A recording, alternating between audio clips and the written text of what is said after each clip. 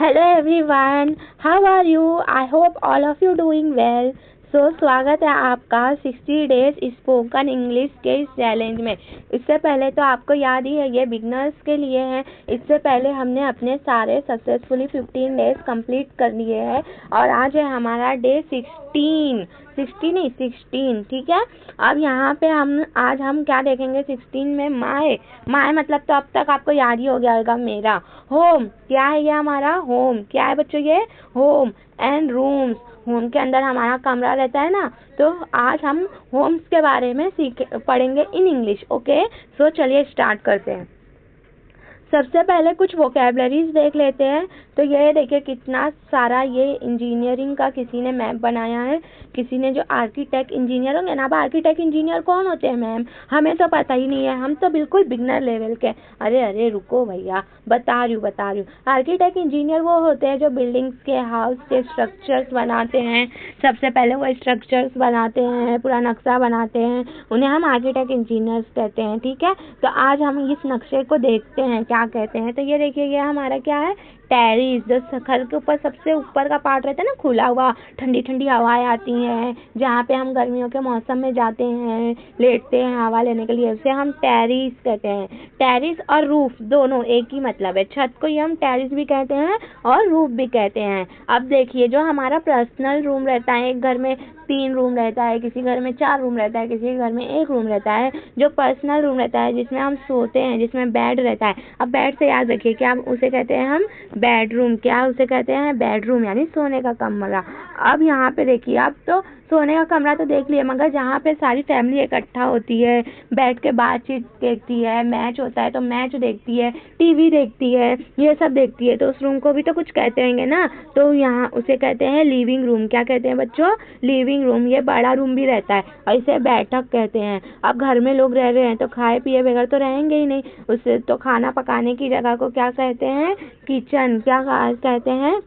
Kitchen. और जहाँ पे हम खाना खाते हैं तो उसे डाइनिंग रूम। क्या कहते हैं? डाइनिंग रूम, खाना खाने का कमरा। अब यहाँ पे हमने देख लिया, और ये बात याद रखिए, किचन के ही बाजू में अक्सर डाइनिंग रूम रहता है। The kitchen is the next to the living room. और ये भी याद रखिए, द किचन मतलब ये जो हमारा किचन है ना, ये क्या है? नेक्स्ट है ना, नेक्स्ट टू द। आज हम ये भी देखेंगे, ये नेक्स्ट टू द का मतलब क्या है। पहले मैं बता ही देती हूँ। नेक्स्ट टू द का मतलब, नेक्स्ट टू का मतलब होता है इसके बाद, उसके बाजू में ही क्या रहता है? हमारा लिविंग रूम। और घर के बाहर क्या रहता है? हमारा ब्यूटीफुल सा गार्डन। आई होप आपको ये सबको याद हो गया होगा। चलो एक बार प्रैक्टिस करते हैं। मैं हिंदी में बोलूंगी, आप उसका इंग्लिश बोलिएगा, ठीक है। छत, वेरी गुड, आपने सही कहा। रूफ और टेरिस। बगीचे, खाने का कमरा, रसोई, बैठक, सोने का कमरा, वेरी गुड। आपने सबने प्रैक्टिस की है। नेक्स्ट टू द क्या है? Living room. अब यहाँ पे हमने अब कुछ और देख लेते हैं, जो घर के अंदर, जिसके बगैर हम घर में घुस ही ना सके। तो वो सबसे ज्यादा जरूरी चीज क्या है बच्चों? डोर। क्या है? डोर। अरे डोरी नहीं, डोर। क्या है बच्चों? बोलो। डोर मतलब दरवाजा। ठंडी ठंडी घर में हवाएं आ रही हैं खिड़की से, बारिश के पानी भी आते हैं, धूप भी आता है, ये से क्या कहते हैं? विंडो। क्या कहते हैं हम? विंडो। क्या कहते हैं? विंडो। अब ऊपर जाने के लिए कुछ तो रहना चाहिए ना, तो ये क्या है हमारे पास? स्ट्रेस मतलब सीढ़ियाँ। स्ट्रेस मतलब सीढ़ियाँ। कबर्ड। अब इसके ये कहने में हम क्या लिखेंगे? कबर्ड ना, तो हम इसे क्या कहेंगे? कब बोर्ड लिखा है, मगर हम इसे कब बोर्ड नहीं पढ़ेंगे, कबर्ड पढ़ेंगे। क्या पढ़ेंगे? कबर्ड। यहाँ पे ये जो पी है ना, साइलेंस है। क्या बच्चों? पी साइलेंस का मतलब होता है पढ़ना नहीं है, चुप। तो कबर्ड। कबर्ड मतलब अलमारी। बेड मतलब तो सबको पता है, सोफा। सबसे ज्यादा आराम यही मिलता है, सोफा, ठीक है। चलिए मैं हिंदी में बोलूँ, आप लोग इंग्लिश में बोलेंगे। तो चलो। दरवाजा, window, stress, sofa, bed, cupboard, ठीक है। अब यहाँ पे ना हमने क्या कुछ ऐसे वर्ड्स देखते हैं जिसे हम प्रीपोजिशन कहते हैं। प्रीपोजिशन तो ऐसे वर्ड्स किसको बोलते हैं, जो नाउन और प्रोनाउन को, सब्जेक्ट को ऑब्जेक्ट के साथ जोड़े या उसका रिलेशन बताता है कि क्या रिलेशन है। मगर हम यहाँ ग्रामर में नहीं घुसेंगे, हम यहाँ देखेंगे कि कब कौन सी चीज़ कहाँ रखी है, उसके बेस पे, उसकी बुनियाद के ऊपर हम उसे क्या कहेंगे। तो जब देखिए कोई चीज़ ना ऐसे अंदर रखी है, ये समझो बॉल है, ये बॉल कहाँ है बच्चों, अंदर है। ये बॉक्स क्या है, पूरी तरह पैक है ना, है कि नहीं, जल्दी बोलिए, बोलिए जल्दी जल्दी। यस है, पूरी तरह पैक है ना, तो ये पूरी तरह पैक है और पूरा अंदर है, तो क्या बोलेंगे, इन। क्या बोलेंगे, इन। जैसे कि मेरा पेंसिल बॉक्स के अंदर है, तो मैं क्या बोलूँगी, माई pencil is in the box, is in the box, in the box आएगा। तो इन मतलब होता है अंदर और पूरी तरह पैक रहना चाहिए। अब ये देखिए बॉल क्या हो गया, बॉक्स के बाहर। कहाँ पे है बच्चों ये बॉल, बॉक्स के बाहर। कहाँ है बच्चों ये बॉल, बॉक्स के बाहर। तो जब ये बॉक्स के बाहर है, तो ये बॉक्स के बाहर है बॉल। ये बॉल कहाँ है, बॉक्स के बाहर। और बाहर तो है, बॉक्स के ऊपर भी है। कहाँ है, ऊपर, एकदम टच है ना, बॉक्स के ऊपर ही रखा है। तो क्या बोलेंगे, ऑन। क्या बोलेंगे, ऑन। क्या बोलेंगे, ऑन।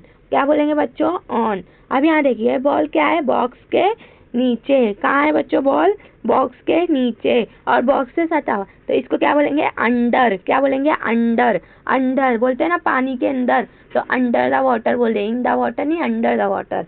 अब यहाँ पे देखिए बॉल कहाँ है, बॉक्स के बाजू में, बॉक्स के बाजू में, तो इसे क्या बोलेंगे हम, नेक्स्ट टू। क्या बोलेंगे बच्चों, नेक्स्ट टू। अभी ये बॉल कहाँ है ना, समझो ये बॉक्स के पीछे है। कहाँ है बच्चों, बॉक्स के पीछे, तो क्या बोलेंगे इसको, बिहाइंड। क्या बोलेंगे, बिहाइंड। क्या बोलेंगे, बिहाइंड। और आगे को क्या बोलेंगे, फ्रंट, तो इन फ्रंट ऑफ। क्या बोलेंगे बच्चों, इन फ्रंट ऑफ। क्या बोलेंगे बच्चों, इन फ्रंट ऑफ। अब देखिए ये इन और ऑन में ना बहुत कंफ्यूजन होता है, तो अब हम यहाँ देखते हैं, देखो इनसाइड द कंटेनर।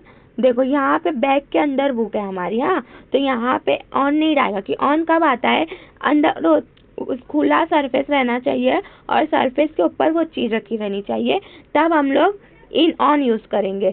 मगर जब कोई चीज़ के अंदर रहेगा सामान, तो हम लोग इन यूज़ करेंगे। जैसे कि ये बुक बैग के अंदर है पूरी तरह, तो फिर से हम क्या बोलेंगे, इन द बैग। तो कैसे पूरा सेंटेंस बोलेंगे, the book is in the bag. कैसे बोलेंगे बच्चों, the book is in the bag. कैसे बोलेंगे, बोलो जल्दी से, the book is in the bag. और ऑन, ऑन क्या है हमारा मतलब, ऊपर। ऑन का मतलब क्या होता है बच्चों, ऊपर। ऑन का मतलब क्या होता है बच्चों, ऊपर। तो जब कोई चीज़ किसी चीज़ के ऊपर रखी रहती है ना, तो ऑन लगाते हैं। क्या लगाते हैं बच्चों, ऑन। तो क्या बोलेंगे, the cup is on the table.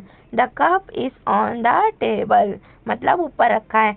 कभी कभी हम लोग इन द टेबल बोलते हैं, आज के बाद इन द टेबल नहीं, ऑन द टेबल। इसमें मिस्टेक्स होती हैं, ध्यान रखना, ठीक है। चलो अब हम यहाँ क्या सीख रहे थे, अपने हाउस के बारे में इंग्लिश में बोलना है। तो पहले हम कुछ वोकैबुलरी देखे, अब हम ना कुछ सेंटेंस बोलना सीखते हैं, ठीक है। तो चलिए स्टार्ट करते हैं। तो आपको ना अपने घर के बारे में बताना है। क्या करना है, घर के बारे में। तो पहले तो आपके घर में कितना रूम है, तो टोटल रूम्स, तो मेरे घर में ना फॉर एग्जांपल 3 रूम है। मेरे पास 3 रूम है। पास में रहता है तो हम हैज का इस्तेमाल करते हैं ना, तो अभी है तो हम क्या यूज़ करेंगे, हैज़। क्या यूज़ करेंगे, हैज़। तो माई हाउस हैज़ 3 बेडरूम। क्या बोलेंगे बच्चों, माई हाउस हैज़ 3 बेडरूम्स। और लोकेशन कहाँ है आपके रूम का, आपका रूम कहाँ है, नीचे है, घर में नीचे है तो इन द, अगर ऊपर है तो ऑन द फर्स्ट फ्लोर, मतलब पहले माले पे है आपका रूम, है ना। अगर दूसरे माले पे रहेगा तो ऑन द सेकंड फ्लोर, अगर नीचे रहेगा तो इन द ग्राउंड, ठीक है। My room is on the first floor. आप क्या बोलोगे, जल्दी बोलिए, my room is on the first floor. अब यहाँ पे देखिए आपके घर में गार्डन कहाँ है, वो प्रीपोजिशन का भी यूज़ करना है। अगर आपके घर में पीछे गार्डन है तो बिहाइंड, अगर आपके घर के आगे गार्डन है, जैसे कि बहुत सारे घर ऐसे रहते हैं, ये गेट रहता है और अंदर घर बना रहता है, ये मतलब आपका अब बाकी का एरिया रहता है, यहाँ पे लोग गार्डन बना देते हैं। अगर आगे है तो इन फ्रंट ऑफ, अगर पीछे है तो क्या लिखेंगे, बिहाइंड। तो मेरे घर में तो पीछे है तो मैं क्या बोलूँगी, the garden is behind the house. The garden is behind the house मतलब गार्डन घर के पीछे है। ठीक है। I hope all of you study well. अब यहाँ पे कुछ प्रोनाउंसिएशन कर लेते हैं। जैसे कि मैंने बताया पी साइलेंट है तो पी को नहीं पढ़ना है, तो पी को नहीं पढ़ेंगे तो कब बोर्ड, कपबोर्ड, कबर्ड क्या कहेंगे हम, कबर्ड। क्या कहेंगे बच्चों, कबर्ड। क्या कहेंगे बच्चों, कबर्ड। और ये देखो कंफर्टेबल नहीं, कंफर्टेबल, कंफर्टेबल, कंफर्टेबल, कंफर्टेबल नहीं, comfortable, comfortable. Bathroom, bathroom, bathroom, bathroom. ठीक है। अब हम आगे बढ़ते हैं। आज का हमारा चैलेंज क्या है देखते हैं। मैप बनाना है आपको अपने हाउस का, और उसमें ना इंग्लिश में लिखना है। जैसे कि यहाँ पे हमने देखे फर्स्ट इमेज में कैसा है, ये पूरा इंग्लिश में लिखा है ना, ऐसे ही आपको भी इंग्लिश में लिखना है। तो ये काम करना है आपको। और राइट सेंटेंस, सेंटेंस बनाने हैं इन का इस्तेमाल करके, ऑन का और अंडर का। ठीक है। अगर हमने जितने वो प्रीपोजिशन ऑफ प्लेस सीखे ना, प्लेस मतलब जगह की प्रीपोजिशन, वो सब अगर आपको यूज़ करेंगे तो और अच्छा है, नहीं तो मिनिमम ये तीनों का तो बनाना ही है। फ्रेंड्स से बात करनी है, अपना हाउस, ड्रीमी हाउस, उसको डिस्क्राइब करना है। तो वेल डन। आज हमारा 60 डेज स्पोकन इंग्लिश का ये 16 डेज भी कंप्लीट हो गया। चैनल से बने रहिए, लाइक सब्सक्राइब जरूर कीजिए अगर आपको वीडियो अच्छा लगता है तो। और फिर इम्प्रूवमेंट है, मतलब आपको कोई और चीज़ जाननी है, कुछ और चीज़ पता करनी है तो वो भी बताइए। Thank you. मिलते हैं आपसे नेक्स्ट वीडियो में।